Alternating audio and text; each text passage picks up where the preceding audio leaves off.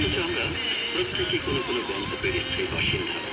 আমাদের নিজস্ব পছন্দ, ধ্যান ধারণা, চিন্তা ভাবনা আর তার বিকাশ সাফল্যে আছে ওই বৈকল্পিক প্রচেষ্টা।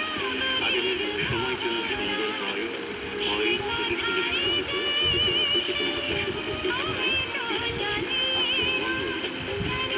সর্বকালে তত্ত্বাবধানে শেখ মোহাম্মদ গিয়াস রায়হান পারভেজ এবং প্রযোজন করুন সরকারি ইয়াসমিন। শুভরাত্রি।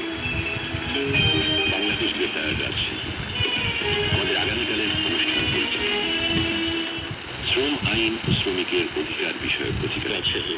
একটু পরে রাত 11টা বাংলা সংবাদ এবং এরপর আবহাওয়া বার্তা ঢাকা কেন্দ্র থেকে সম্প্রচার করে শোনানো হচ্ছে।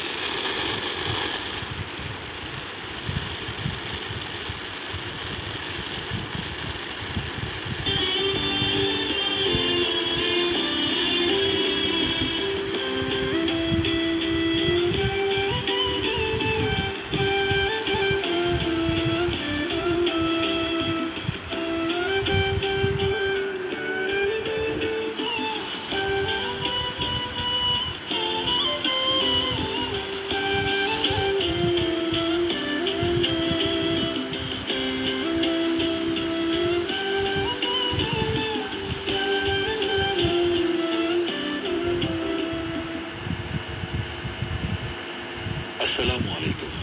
রাত 11টা বাংলাদেশ বেতার খবর পড়ছি মোহাম্মদ জোবায়েদ হোসেন পলাশ। নবগঠিত অন্তর্বর্তীকালীন সরকারের প্রধান ডক্টর মোহাম্মদ ইউনূসের নেতৃত্বাধীন উপদেষ্টাদের মধ্যে দপ্তর বন্টন করা হয়েছে। আজ মন্ত্রী পরিষদ সচিব মোহাম্মদ মাহবুব হোসেন স্বাক্ষরিত এক প্রজ্ঞাপনে কথা জানানো হয়েছে। প্রজ্ঞাপনে জানানো হয়, প্রধান উপদেষ্টা ডক্টর মোহাম্মদ ইউনূস 27টি মন্ত্রণালয় ও বিভাগের দায়িত্ব পালন করবেন। এগুলো হল মন্ত্রী পরিষদ বিভাগ, প্রতিরক্ষা মন্ত্রণালয়, সশস্ত্র বাহিনী, শিক্ষা মন্ত্রণালয়, সড়ক পরিবহন ও সেতু মন্ত্রণালয়, খাদ্য মন্ত্রণালয়, গৃহায়ন ও গণপূর্ত মন্ত্রণালয়, ভূমি মন্ত্রণালয়, বস্ত্র ও পাট মন্ত্রণালয়, কৃষি মন্ত্রণালয়, বিজ্ঞান ও প্রযুক্তি মন্ত্রণালয়, রেলপথ মন্ত্রণালয়, জনপ্রশাসন মন্ত্রণালয়, বিদ্যুৎ, জ্বালানি ও খনিজ সম্পদ মন্ত্রণালয়, নৌ পরিবহন মন্ত্রণালয়, পানি সম্পদ মন্ত্রণালয়, মহিলা ও শিশু বিষয়ক মন্ত্রণালয়, দুর্যোগ ব্যবস্থাপনা ও ত্রাণ মন্ত্রণালয়, তথ্য ও সম্প্রচার মন্ত্রণালয়, প্রবাসী কল্যাণ ও বৈদেশিক কর্মসংস্থান মন্ত্রণালয়, বাণিজ্য মন্ত্রণালয়, শ্রম ও কর্মসংস্থান মন্ত্রণালয়, পরিষদ মন্ত্রণালয়, বেসামরিক বিমান পরিবহন ও পর্যটন মন্ত্রণালয়, মুক্তিযুদ্ধ মন্ত্রণালয়, পার্বত্য চট্টগ্রাম বিষয়ক মন্ত্রণালয় এবং প্রাথমিক ও গণশিক্ষা মন্ত্রণালয়।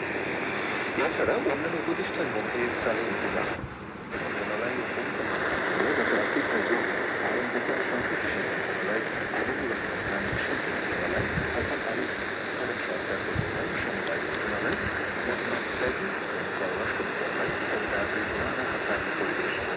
জলবায়ু পরিবর্তন মন্ত্রণালয়, মিস শারমিন এস মুর্শিদ সমাজ কল্যাণ মন্ত্রণালয়, ব্রিগেডিয়ার জেনারেল অবসরপ্রাপ্ত ডক্টর এম সাখাওয়াত হোসেন স্বরাষ্ট্র মন্ত্রণালয়, ডক্টর আফম খালিদ হোসেন ধর্ম মন্ত্রণালয়, মিস ফরিদা আক্তার মৎস্য প্রাণী সম্পদ মন্ত্রণালয়, মিস নুরজাহান বেগম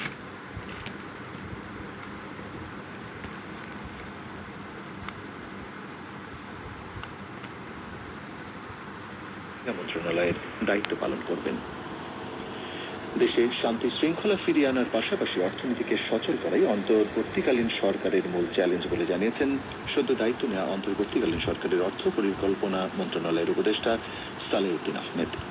অন্যদিকে শিক্ষা প্রতিষ্ঠান খোলা এবং এইচএসসির বিষয়ে এখনও সিদ্ধান্ত হয়নি বলে জানিয়েছেন অন্তর্বর্তী সরকারের পরিবেশ, বন ও জলবায়ু পরিবর্তন বিষয়ক মন্ত্রণালয়ের উপদেষ্টা সৈয়দা রেজওয়ানা হাসান।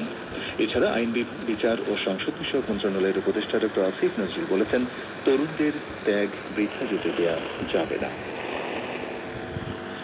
প্রধান উপদেষ্টা ডক্টর মোহাম্মদ ইউনূস ও 13 উপদেষ্টা আজ সাভারে জাতীয় স্মৃতিসৌধে পুষ্পস্তবক অর্পণের মধ্য দিয়ে মুক্তিযুদ্ধের বীর শহীদদের প্রতি শ্রদ্ধা নিবেদন করেছেন। প্রথমে ডক্টর মোহাম্মদ ইউনূস পুষ্পস্তবক অর্পণ করেন এবং 1971 সালের মুক্তিযুদ্ধের শহীদদের স্মৃতির প্রতি গভীর শ্রদ্ধা জানিয়ে কিছুক্ষণ নীরবে দাঁড়িয়ে থাকেন। তিন বাহিনীর একটি চৌকস দল অনুষ্ঠানে অভিবাদন জানায়। এ সময় বিহবলের করুণ সুর বেজে ওঠে।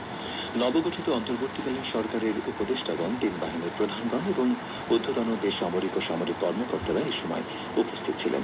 পরে অন্যান্য উপদেষ্টাকে সাথে নিয়ে প্রধান উপদেষ্টা আরও একটি পুষ্পস্তবক অর্পণ করেন। তিনি দর্শনার্থী বইয়েও স্বাক্ষর করেন। এর আগে প্রধান উপদেষ্টা হেলিকপ্টার যোগে জাতীয় স্মৃতিসৌধে পৌঁছালে তিন বাহিনীর প্রধানগণ তাঁকে অভ্যর্থনা জানান। যুক্তরাষ্ট্র বাংলাদেশের অন্তর্বর্তীকালীন সরকারের সাথে কাজ করতে প্রস্তুত এবং সাম্প্রতিক সহিংসতা বন্ধে প্রধান উপদেষ্টা ডক্টর মোহাম্মদ ইউনূসের আহ্বানকে স্বাগত জানিয়েছেন।